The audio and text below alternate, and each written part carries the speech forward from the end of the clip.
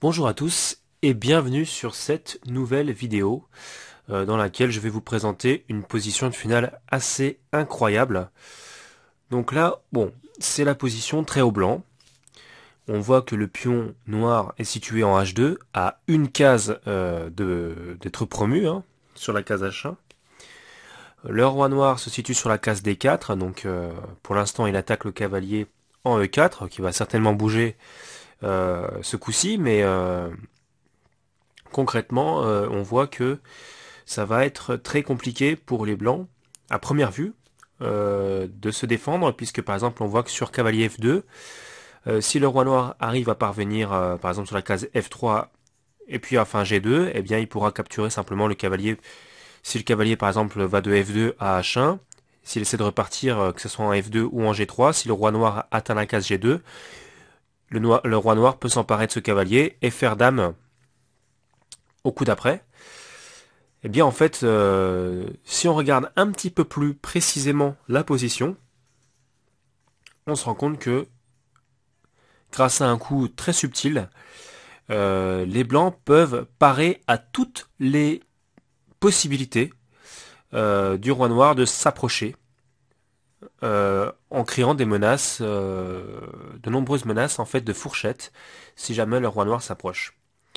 Et ce coup, eh bien, c'est tout simplement cavalier F2. Alors on verra plus tard pourquoi cavalier G3 ne va pas.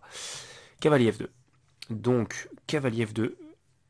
Alors, sur roi E3. Tout simplement, cavalier G4, et on récupère le pion. Et ça va être des idées comme ça tout le temps. Donc, roi E n'est pas possible. Euh, dans cette position. Donc on va voir que le plan des noirs va pouvoir de passer par exemple soit par ce côté, ou soit par le dessus tout simplement. Et puis d'essayer de venir comme ça sur la case G2 sur laquelle je vous rappelle que il pourra chasser le cavalier ou le capturer et puis faire promouvoir son pion. Donc alors, clairement, roi E3 ne va pas. Les deux cases E4 et D3 sont contrôlées par le cavalier, donc le roi noir ne peut pas s'y rendre. On voit que sur cavalier E5, eh bien, il y a toujours cavalier G4, avec pareil fourchette, et le pion est perdu. Donc c'est pas possible non plus. Alors comment, concrètement, euh, on va pouvoir passer avec les noirs? Donc on va voir ce qui se passe, par exemple, si les noirs jouent par exemple roi C3 et tentent de passer par D2, tout ça, ce qui est une idée totalement logique. Donc roi C3. Alors, bon là on va même pas se casser la tête, on va jouer roi C6, puisque ça passe pas, vous allez voir que ça passe pas. Roi D2, donc roi D5, roi E2, cavalier H1. Et alors là on se dit mais c'est bizarre parce que ce coup va permettre au roi noir de venir capturer le cavalier, mais vous allez voir que c'est pas un problème. Dans cette position, c'est pas un problème. Donc comment il peut faire? Il peut faire roi F1 ou roi F3. Ça n'a aucune importance, peu importe. Roi E4, roi E3. Et après la prise, eh bien tout simplement roi F2. Et on a bloqué tout simplement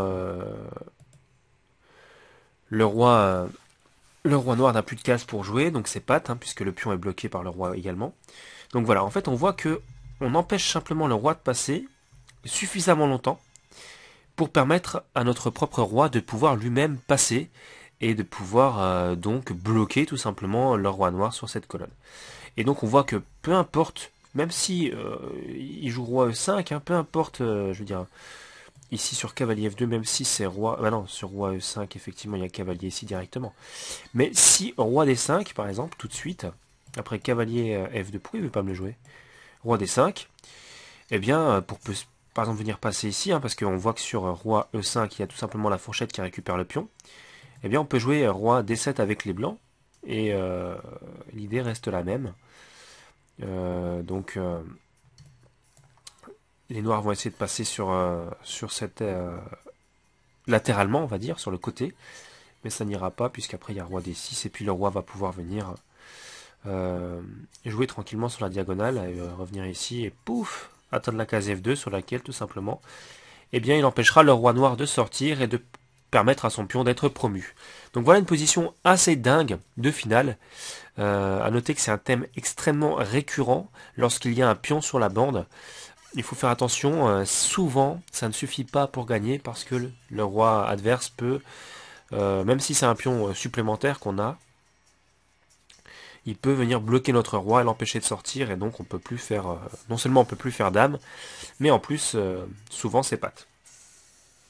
Donc voilà pour cette petite vidéo sympathique sur cette finale.